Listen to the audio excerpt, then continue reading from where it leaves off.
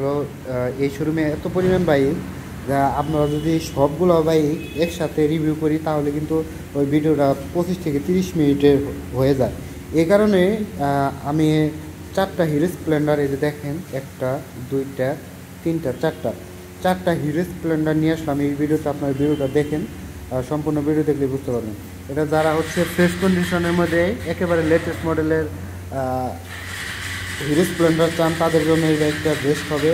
আর পাশাপাশি আছে old model, এই যে পাশে যারা হচ্ছে স্পোকের মধ্যে নিতে চান কম টাকার মধ্যে তারা কিন্তু এই বাইকটা দেখতে পারেন।